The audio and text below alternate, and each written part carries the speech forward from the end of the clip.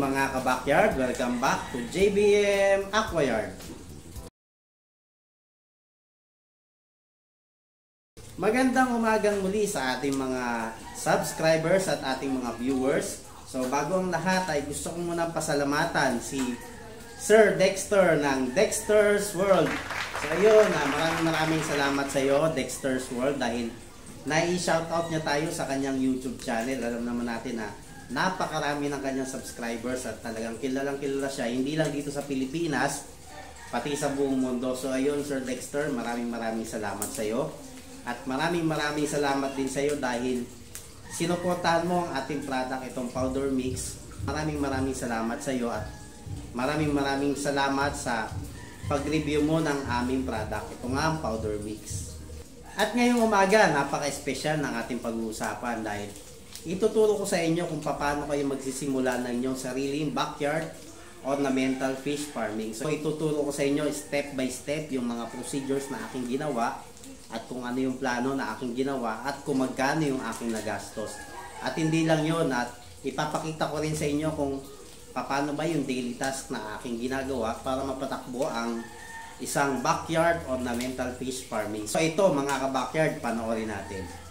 So ayun, nandito tayo ngayon sa aking backyard. Ito yung aking mga succulent pond. Yan, kung makikita nyo, organized na yung pagkakasetup ko rito dahil talagang nakaplano ito bago pa man sila gawin. Meron na akong plano na ginawa rito kung paano ko masisave yung space.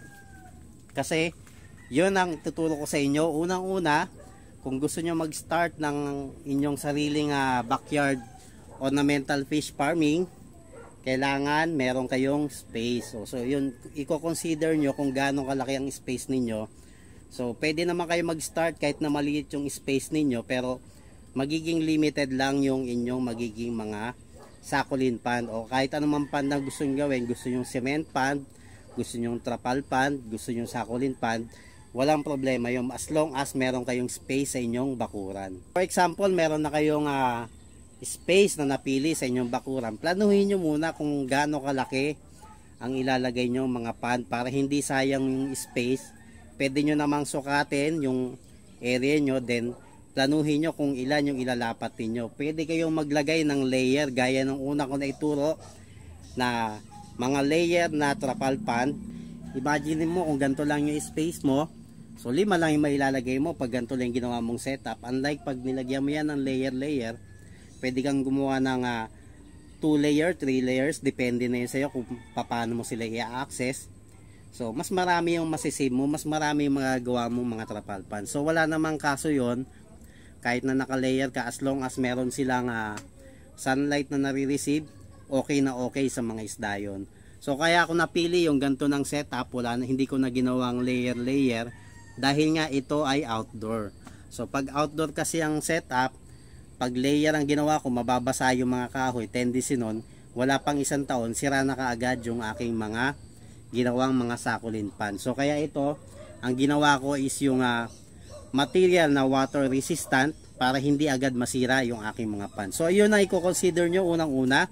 Kailangan nyo muna planuhin kung ilan ba ang mailalagay nyo sa inyong mga backyard bago kayo bumili ng materyales, para meron na kayong target na magagawa bago pa man ninyo simulan ang inyong backyard. Okay, assuming na meron na kayong plano sa inyong backyard, gawin natin example itong 5 hilera ng mga succulent pond na to. So kung tatanungin nyo ang size nito, ang size ng length nito, ito yung length, yan. Yung length niya is 6 feet. Then ito naman yung width, yan. Yung width naman nito ay 3 feet. Okay? Then yung taas niya, ayan, kung makikita nyo itong taas na to, ang ginawa ko dyan is 3 feet. Pero yung nakabaon sa kanya ay 1 feet. Kaya ang taas nito ay magiging 2 feet na lang mula dun sa flooring. So ayan, meron niyang mga poste, ayan.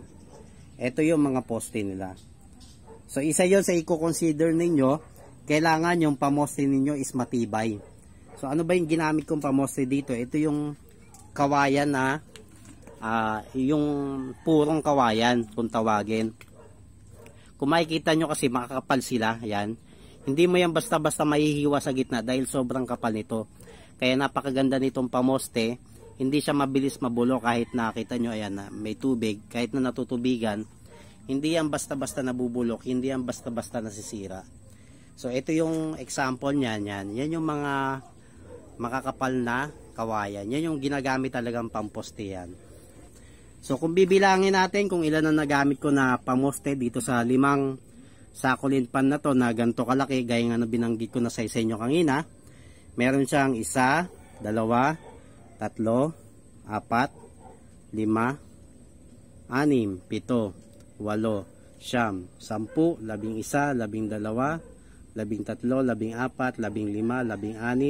17, 18. Okay, meron tayong 18 na mga poste. Sa ganito estimated ko nito, nakagastos ako ng 2 poste. Ayan. Mahaba kasi ang poste niya. Kung nakikita nyo yan, yan, kalahati lang yan, pinaghati ko yan. So, 2 yan, ito, isang buo yan. So, ibig sabihin, kasyang-kasya siya dito sa gantong setup, kahit 2 lang bilhin nyo. So, ang halaga ng isang ganto na mahaba ay 100 pesos. So, meron na kayong 200 pesos dito pa lang sa poste yan na to. Okay?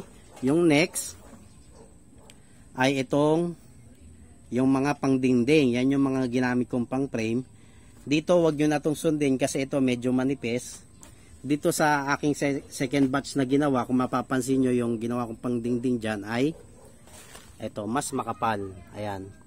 So ibang klase rin naman ng kawayan ang ginamit ko dito. So yung klase ng kawayan na ito ay yung tinatawag na buho. Yan yung mga malalaking kawayan. Kung makikita nyo, sasabihin nyo lang naman sa mga nagbibenta ng kawayan, ang kailangan nyo ay yung buho, yung malalaking kawayan. Yung pag biniyak mo kasi sila, yan, kung makikita mo, maninipis lang yung loob nila, maninipis lang yung katawan nila. So ito yung example, yan. Yan. Maninipis lang siya, hindi kagaya nitong solid na kawayan na makapal. Ito yung pamposte, yun naman yung gagamitin natin pang frame. Okay, sa gantong setup, tansya ko nito, gumastos din ako ng siguro ang ginastos ko rito ay 2 malaking buho. So 2 malaking buho lang yan. Etong yung gantong klaseng setup. Sa isang buho ang halaga ay 250. So sa 2 meron na akong 500 pesos na nagastos. So meron akong 2 poste na 200 pesos plus 2 buho na 250, isa 500. So ang nagastos ko na ay 700 pesos na.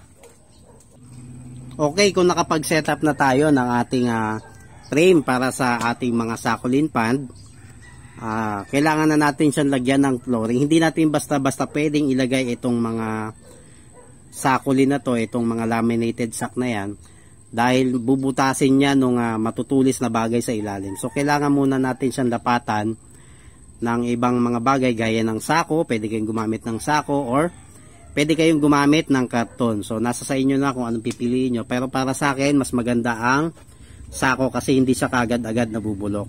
Sa ganito kahaba na to, i-compute natin kung ilang meters ang kailangan ninyo. Ito ang sukat nitong width na to ay 3 feet. So 3, 6, 9, 12, 15. So meron akong 15 feet. Then itong taas na to ay 2 feet. 2, 4, 6, 8, 10, 12. Okay? 12 plus 15, meron na akong 27 feet. So sa ang sukatan niyan, pag i-convert sa meter, 1 meter equals 3 feet. Okay, meron na tayong sabihin natin na 15 meters yon, sobra na yon. So sa ganito kalaking succulent pan na to ay kailangan mo ng 15 meters na laminated sacks. Ang halaga ng isang metrong laminated sack ay 75 to 90 pesos. So meron kang 15 na meters times 90 pesos equals 1,350. So gagastos ka ng 1,350 para sa laminated sack. So meron na tayong 700 plus 1,350. So almost 2,000 ang iyong magagastos. Buo na ang iyong ganito kalaking succulent pans. Imagine nyo lang, Yan, yung ganyang kalaki, napakarami nyo na mailalagay na breeder. Dito sa isang ganito kalaki ko, ang laman nito ay 150 pieces na mga light tail black mollies. How much more kung gapi ang ilalagay mo, mas maraming breeder ang pwedeng ilagay rito. At the same time, kung gusto mo naman siya gawing grow out ng iyong mga fry, mas marami yung mailalagay mo. Sa ganito kalaki, pwede ka maglagay ng 500 to 1,000 pieces na mga fry. Okay, ang next step natin, na-establish na natin, meron na tayong meron ng pond. Ang kailangan naman natin ngayon ay drainage. Ito, meron tayong drainage. Yan, 1, 2, 3, 4, 5. So, 5 drainage yan.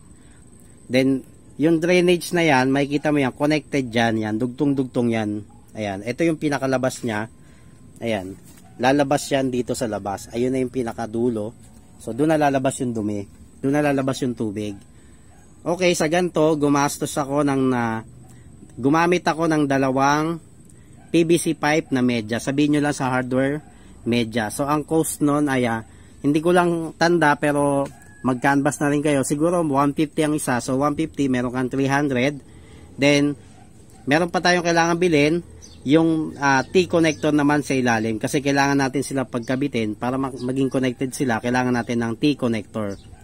So, sa pinakadulo naman ito, ang ginamit ko na lang ay elbow. Since wala nang kasunod, kaya elbow na yung ginamit ko sa dulo. So, meron akong 4 na T-connector plus 1 elbow. Sabihin natin 50 isa. So, meron tayong 250 pesos.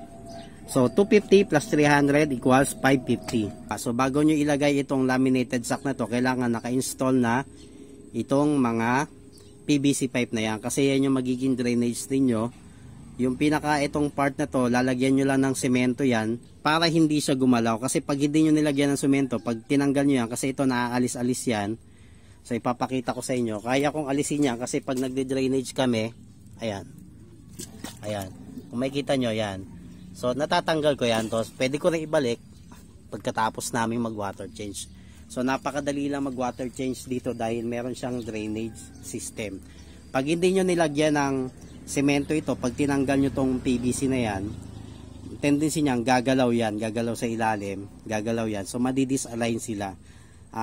Since ito ay may connector sa ilalim, pag gumalaw yan, baka magkaroon ng leak sa ilalim. So kailangan nyo lagyan ng semento bawat dugtungan lang naman. Hindi naman kailangan na buo, yung bawat dugtungan lang, lagyan nyo lang ng semento yan. Para hindi siya gumalaw pag tinanggal nyo itong PVC na yan. So ayun, na-set up na natin.